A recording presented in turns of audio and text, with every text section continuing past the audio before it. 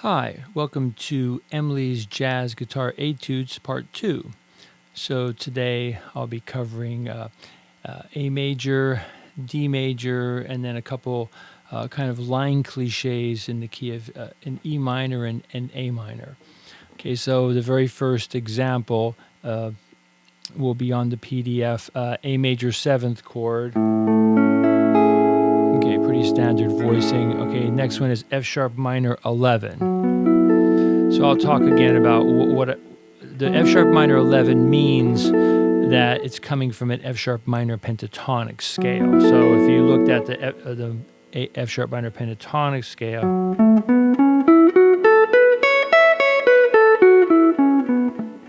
and then you can play different kinds of chord voicings out of that that scale. Okay, that's what that is. Okay, B minor 11. So once again, this is just a B minor pentatonic scale. So I'm using that as my B minor, and then I'm adding this would be the 9. Okay, and then the next chord, E7, 9, 11, 13. So you can kind of think of this as a B minor pentatonic scale with an E in the bass. So if you were to analyze this, you have an E is the root, A is the 9, the 11 or 4, D flat 7, F sharp 9, then B is 5, and then this is your 13. So the 13 is the 9. Okay, so that's a little bit of analysis there. So I'll do this a couple times for you, Emily, and all the folks who are listening on YouTube, so you can play this as kind of a ballad.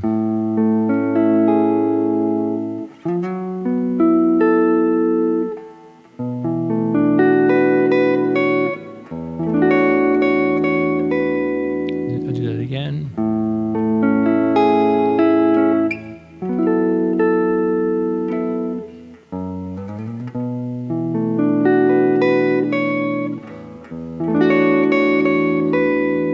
Okay, so that's a kind of a nice dreamy kind of sound. I'll talk a little bit about this full bar chord. So depending if you're playing on your acoustic guitar or electric guitar, you can bar with your first finger and use your second finger to help you bar across, and then you can just check, each note individually to make sure that they're clear. So now you can ask, well, why not use my third finger? So the third finger kind of stretches out your fingers too much. So if you use your fourth finger, then it keeps the hand a little bit more compact. So depending if you're on electric or acoustic, you might find this to be a very useful technique. Okay. All right, let's go on to the next one here. So A major 7th chord, just a standard A major 7. Okay, then this is kind of a standard jazz chord. So I'm going to use my third finger to bar here, and then my second finger here. So I'm going to strum across, and then I'm muting with my second finger on that A string. Okay, I'll talk about some other fingerings for that then. B minor 7th chord, standard B minor 7. Okay, and then this is just an open E7 chord. Okay, I'll do that a couple times. So A major 7.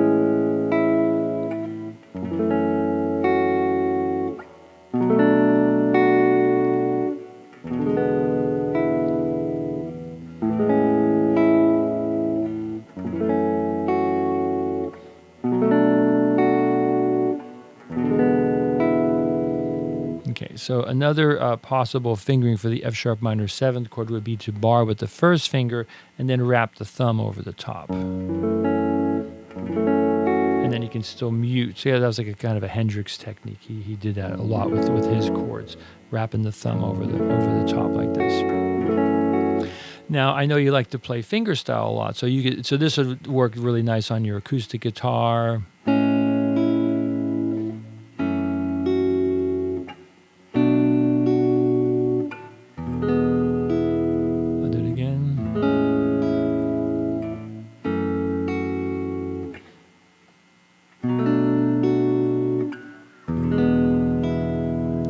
So I'll do maybe give it like a little bit of a Latin feel. 2, 3, 4.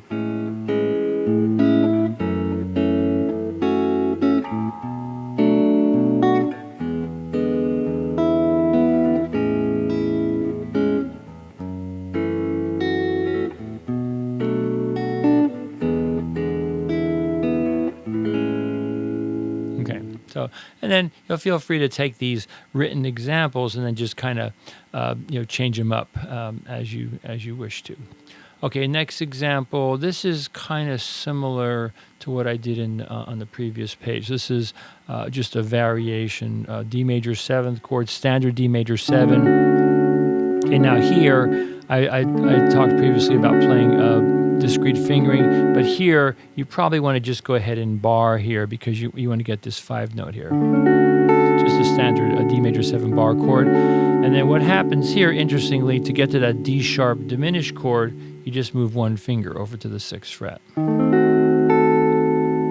Okay, then this is a standard E minor 7th bar chord. I'm adding the low E. Okay, now here, there's a couple of different ways of looking at this. You can start off with the discrete fingering, where you're muting the 4th string, and then bring your finger down and do like a kind of like a hinge bar. Okay, or you can just bar the whole thing down and to get that high A note. So that would just give you 1 extra note here to give you the extra G note. I'll play that again there. So bar here, bar here, bar here. Okay, now discrete fingering here, and then bring the finger down there. Maybe I'll play this one finger style also.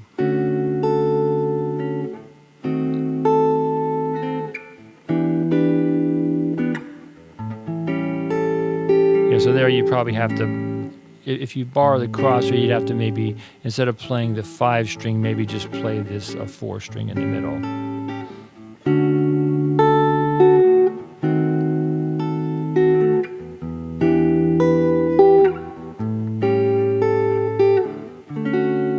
And so on. So you have to kind of play around with these basic ideas. How about I'll give it a little bit of a swing feel. 2, 3, 4.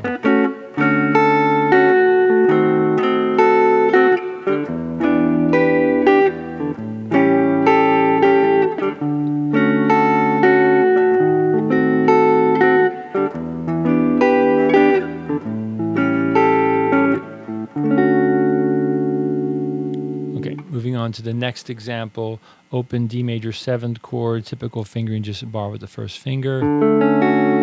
Okay, here's the device I used in the previous part 1, diminished 7th chord. So this is a diminished 7th chord where the root is this B note here. So B, B. So the device here is you can take this diminished shape, 1, 2, 1, 2, and you can move it 3 frets at a time. And it's all the same 4 notes. That's called symmetrical harmony. Okay, so there. Okay, and then I'm going to do, for the E minor 9 chord, I'm going to play G major 7th chord, standard form, and I'm going to drop in the low E. Okay, now here, what I did in the previous example, I played that chord, G, B, C sharp, F sharp, and then I resolved to the flat 9. Here I just decided to just go right for the flat 9. So from the E minor 9, and then here I'm just going to go right to that chord, A7, flat 9, 13. On the tab there, 5, 3, 2, 2. Flat at 9 here, and then the 13 on top. Okay, I'll play through that a couple times.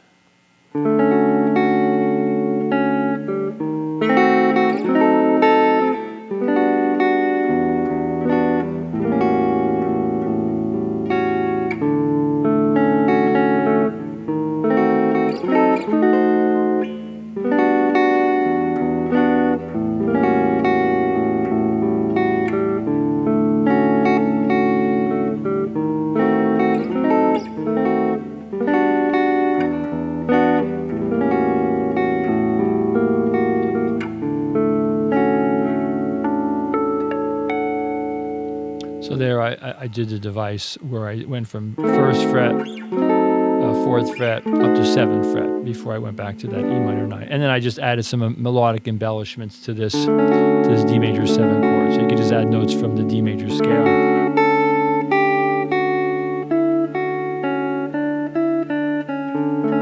So I just decided to add this note because notice that G note's a little bit dissonant, but kind of a fun note to throw in depending on your context. Okay, going on to the third line. This is an E minor. This is kind of a variation of a line cliche. You hear these a lot in jazz.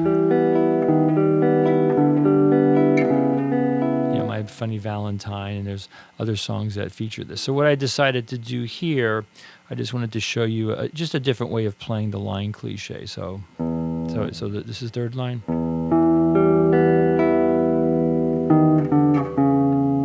So notice what I'm doing. So it's basically all just an E minor chord. So when you're learning the guitar, I think it's really important to learn what I call equivalencies. So these three notes here, G, B, E, are in the first measure are exactly the same as G, B, E in the second measure. So you could play this in various ways. You can go, and then I can play open there if I wanted to. Okay, I'll play it again. Yeah. Or you could play. And then play the G, B, E here, but the fingering's very, very tricky. So that would also work too, depending on how good your fingering and your technique was. All right, so that's all basically like if you had two measures of an E minor chord.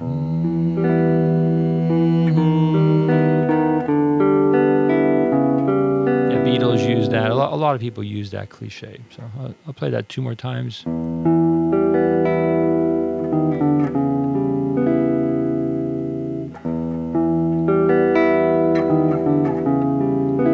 Okay, and then I'll go into the next one, A minor sixth, or A minor to A minor sixth. To A minor, kind of like the beginning of Stairway.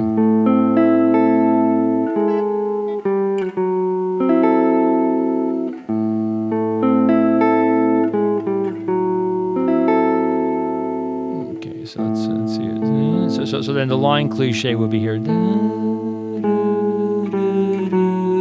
I'm just breaking it up in a different way. So if you're playing acoustic guitar, this would work really, really well. So assign your these three fingers to the top three strings, and then just kind of jump your thumb around for the basses. So if I'll go back to the E minor example.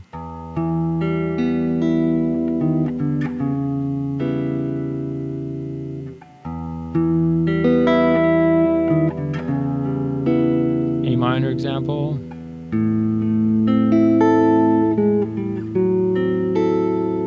So notice how I'm letting the low A ring. And then descending on back to the E.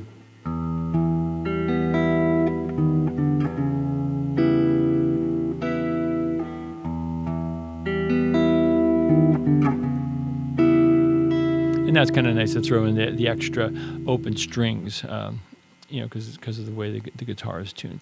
Okay, going on to the last line here, the fourth line. This is G major seventh over E. So this is just another way of calling that chord. So it's basically just an E minor 9 chord.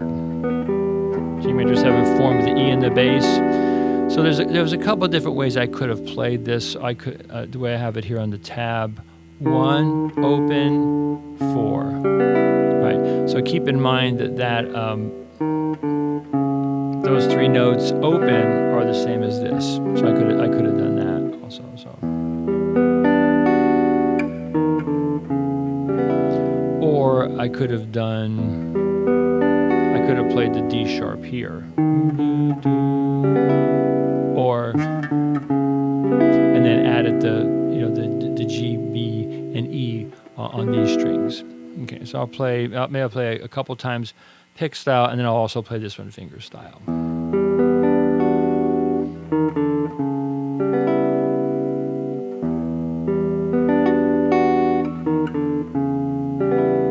Finger style.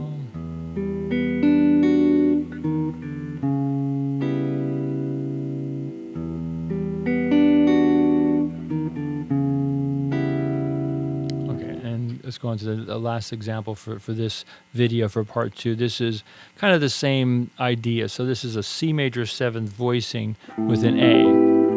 So it's essentially the line cliche for an A minor chord. And then here I chose to go up here.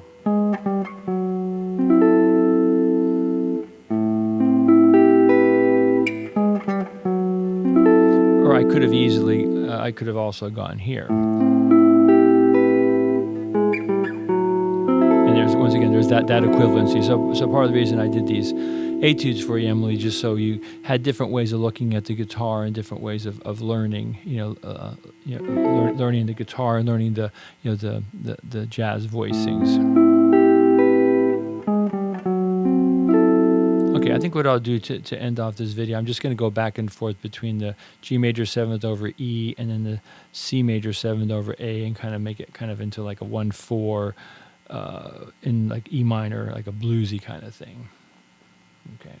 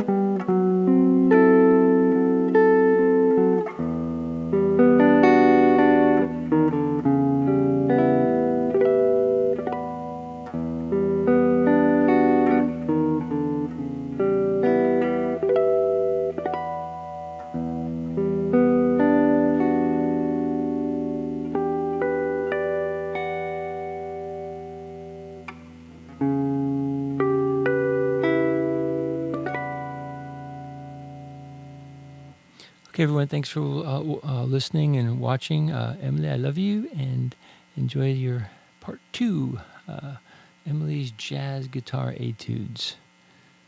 Okay, everybody, thanks for watching.